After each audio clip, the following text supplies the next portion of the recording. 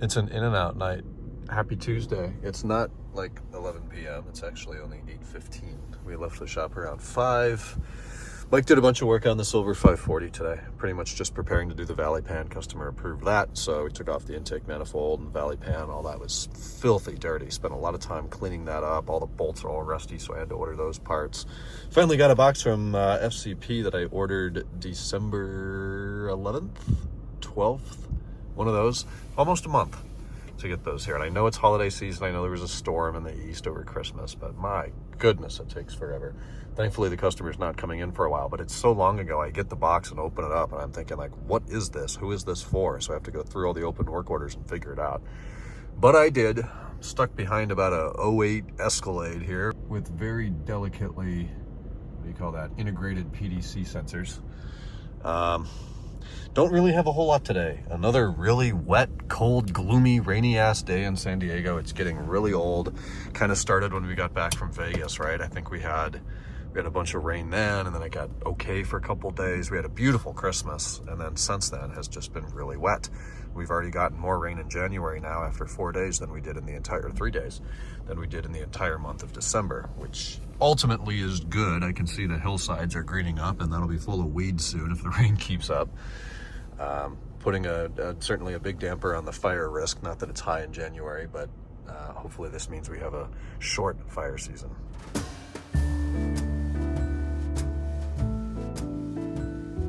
I'm back. Dinner was good, same as always, and that's what you can rely on from In and Out.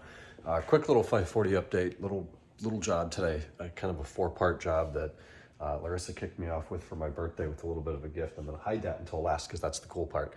But we did finish out, I'm just gonna flip the camera, that's way better. But I did finish out the 540 toolkit today, which I said I wasn't going to do, but then it's like, well, it's not that much and it's right here. And this is the road trip car, and if I get broken down somewhere, I definitely want to be able to change the spark plugs or have a 10mm fastener or a large awkward warning triangle in a red plastic case. Oh, so useful. But all of these things are actually really affordable and all snap into place so beautifully. And then you nearly complete your toolkit. Well, what are we missing? The all-elusive polishing cloth. How cool is that? With the original BMW stamp. I don't know where it's supposed to go or how it's supposed to fit. It doesn't look like here because that bump is meant to hold these things in place. So really the biggest place without a bump is about here. So I kind of just lay it out like that, and that's it. I had to add the screwdriver right when I got the car, and then some of these are super shiny, some of them aren't. I don't understand the difference. They're all made by Heiko or Heiko, straight from the BMW dealer, and the 10mm. And I wonder who made the decision at BMW. Okay, here's our toolkit. Well, for the United States, they won't need a spark plug tool or a socket or a warning triangle or a cloth. So we'll just get rid of all that and we'll give them the rest of the tools. I don't know why, but that was the case. So you can still buy this. This thing is dirt cheap. I've ordered a few. They've all come in within a few days. So it seems to be something that is somewhat readily available. I don't know. Maybe that's the last one in the world. Maybe there's thousands more. I truly have no idea. But they changed this toolkit design in like 01 or 02. So for my M5, I have my little wheel lock kit. This car doesn't have wheel locks yet because no one's going to steal these wheels. But the wheel lock key goes here on a facelift car, and the early ones, it's over here somewhere. This warning triangle is different. Same size, same design, same idea, thinner design, less material, takes up less space. And it's actually a little bit better because you're able to put it in here in the case. On my M5, this thing is wider and it has a nice Velcro strap, which I like and miss from here. But the thing doesn't fit in there. The triangle doesn't fit in there with the case on it. So again, I have no idea why they changed that. This one kind of snaps into place. It's mostly held in there by gravity. It just kind of fits like that. In fact, it looks like it could even hold a thicker one, but with the way that corner is designed, we're spending way too much time on this. This is ridiculously useless, but it's cool to have everything in place. We move that there so it closes, and it does.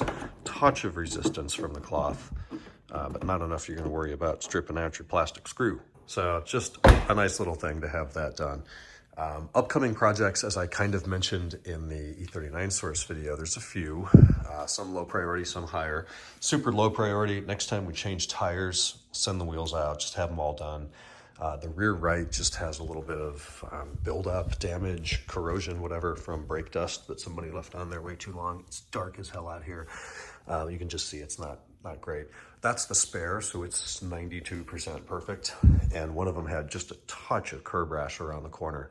So overall, they're in damn good shape, but it'll look that much better if I just refresh that. Thing two, headliner.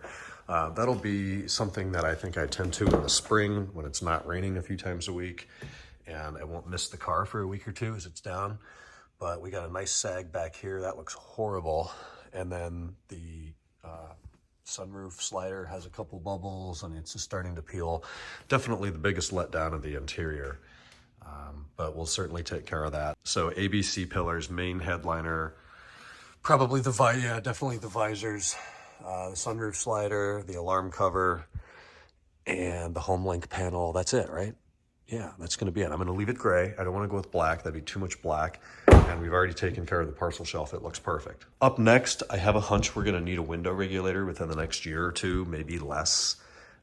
As it's almost all the way up, there's a little bit of a click as it moves up, telling me that the cable is being stretched or bent in a way that it doesn't want to go. So we'll have to deal with that. And then a touch of paint correction, and only the easiest. I'm not going to go and spend thousands of dollars having this like professionally wet sanded it and then ceramic coated. It just doesn't make sense on this car, but I would like to go over it with a light polish with some sort of electric machine. I'm not going to burn my arms out on this, but as I've said, that hood has to get a little bit better.